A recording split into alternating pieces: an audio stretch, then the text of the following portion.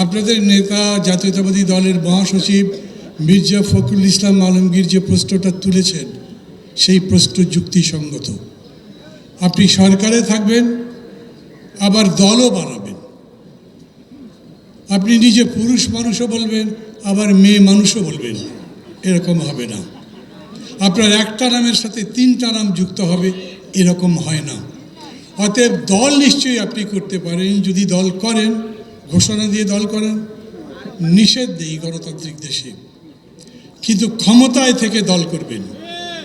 অথবা এখন ঠিক দল করছেন না, যখন দল হবে তখন দেখা যাবে আপনার নাম তার মধ্যে আছে, আপনি সরকারেও আছেন। অথবা দল হবার 6 মাসের মধ্যেও যদি আপনার নাম নতুন দলের মধ্যে যুক্ত হয়, তাহলে বুঝতে হবে এখন থেকে ওই নতুন দল হওয়া পর্যন্ত আপনি গোপনে গোপনে দলের জন্য কাজ করেছেন।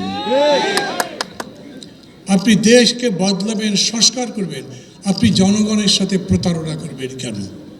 এতে আপনার নিরপেক্ষতা থাকে না।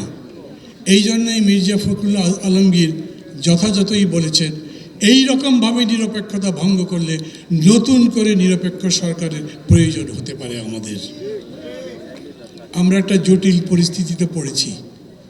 আমরা ভালো কথা বলেছি, কিন্তু আমাদের শিশু সুলভ যারা, তাদেরকে আমি দোষারোপ করছি না, কোনো কাঠ গড়াই তুলছি না, কোনো গালাগালি করছি না, আপনাদেরকে অনুরোধ করছি সেগুলো করবার দরকার নেই। আগামী দিন যখন নির্বাচন হবে, ঠিক মতো নির্বাচন হলে, আমি বিএনপি করি না, কারো ভাববার দরকার নেই যে আমি বিএনপির পক্ষে কথা বলতে দাঁড়িয়েছি।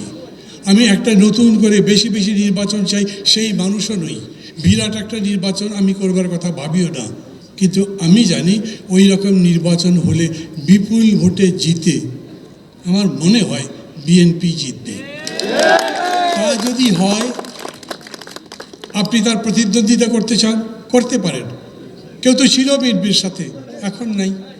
এখন তার মনে হচ্ছে নতুন করে নিজের পায়ে যদি দাঁড়াই, আমি যদি প্রতিদ্বন্দ্বিতা করি, তাহলে আমার জায়গা আরও নিশ্চিত হয়, নিরাপদ হয়। করুন, আপনি দলও করুন, কিন্তু নিজের জায়গা ঠিক করে, নিজের সততা ঠিক রেখে। যেহেতু দেশ বদলাচ্ছে, অতীতের রাজনীতি করছি না, মিথ্যাচার করার রাজনীতি করছি না, আমি কার্যতই দল, দেশ, রাজনীতি সব কিছু বদলাতে চাই।